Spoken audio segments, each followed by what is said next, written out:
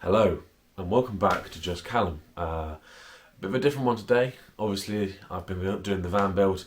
That is still coming, but today I'm just doing a bit of a different take on a video. So, what am I going to be talking to you about today?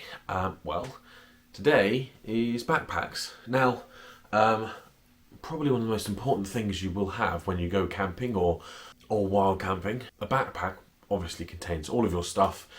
It is your ability to carry it all, it is your ability to store it all, and it is, I would say, probably the most important thing, because if you didn't have that, how would you get all your stuff? Tent, sleeping bag, sleeping mat, all of that stuff, food, cooking and all that sort of thing. How would you get it to your campsite? Well, simply put, you wouldn't, would you? Unfortunately. So what we're going to be doing today is just having a look at a couple of different backpacks, and at the end of this video I'm going to be showing you how to make a very simple backpack, a survival backpack nonetheless, if yours either gets damaged or lost, how you can make it out of something very simple that you have at home that you could just put in the bottom of your current use rucksack and have as an emergency backpack. But first though, we're going to look at a couple of different types of backpack, just the two. The first one is this sort of backpack. Now, this isn't any specific brand or anything like that, it is just a small, probably 30-litre backpack. Now, probably what you'll find is these sort of backpacks will be used for ultralight wild campers and campers. Generally, ultralight wild campers and campers will have a small backpack just like this one that will be for their tarp, their sleeping pad, sleeping mat, cooking ability, and their food. Very basics, and all the like head torches and all little light things like that. But it will be very small and very light. Hence the smaller bag.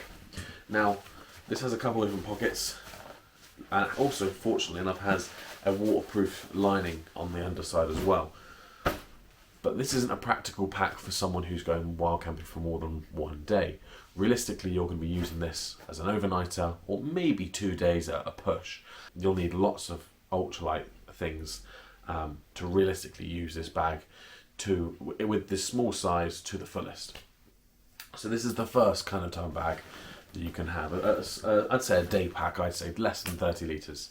The other side of the coin is this sort of pack. Now, this is a lot bigger, a lot bulkier, a lot heavier, and a lot more awkward. But you can fit everything, and you don't need ultralight stuff in this bag. You just need everything. You've got pouches, you've got things to clip on, you've got access to the bottom down here, you can go over the top, and you've got all of this cavernous space in there, loads of room. So this backpack is absolutely, in my opinion, for a multi-day trip, it is perfect. Now, there was lots of different ways of looking at backpacks. You could have one right in the middle, which is a combination of ultralight and spacious. So that may be what you're after. So those are the couple types of packs, but what I'm going to show you, the most important part of this video, what I'm going to show you is now, essentially, you need two things for this backpack, and it is a survival backpack. You need a bin bag and some paracord. Two things I currently don't have with me, so I'm going to go and get them, and I will show you how you make yourself a cool little survival backpack. See you in a minute. Okay, so what I've got here is I've got my paracord, and I've also got a standard bin liner that we have here in the UK. Now, unfortunately, this bin liner that I have has, as you can see, a curved bottom, as it were. But that's not going to be an issue. What I'm going to do with this one, if you have a square bin liner, that works perfectly. All I'm going to do is fold this over and roll it a little bit, like so, just so that I have two square corners to attach to. Now, what I'm going to do is I'm going to take one of these corners and I'm just going to twist it, like so, like that, okay? I'm going to take one end of my paracord, I'm going to drape it over, like so, flip that twist back over on itself, like that, take my remainder of my paracord and go underneath my other end of paracord, my standing line as they call it, like so, go around and then go back underneath that standing line.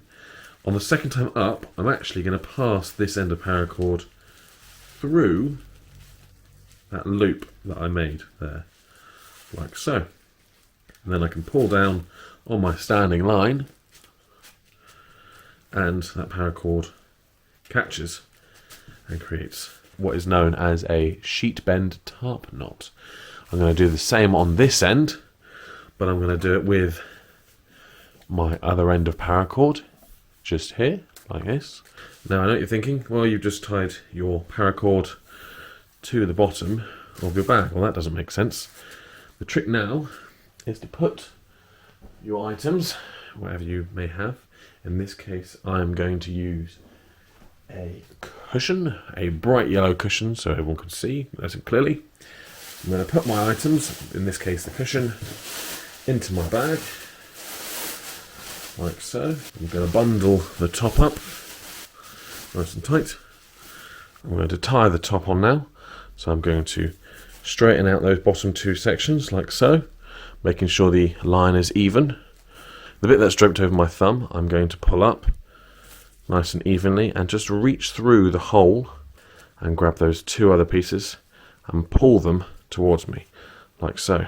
And I've created, therefore, a very large lark's head, see? But make sure, before you put it over the top part, that the rope is even. Take your now lark's head and grab all your ends together, like so. Pass your lark head over the ends, and then just grab your standing end and pull tight, like so. And there you have, you can't see it properly yet, but you will in a second, your makeshift backpack. And here it is on. Now, unfortunately, because the paracord is so long, it does mean that it droops quite a lot, but that's not a problem, because what you do is you pull the handles forward as you would over your shoulders, you pinch them at the end, slide one hand back, like the other one, slide the other hand back, and you have two loops. And all you have to do is do one loop like so, and then the other loop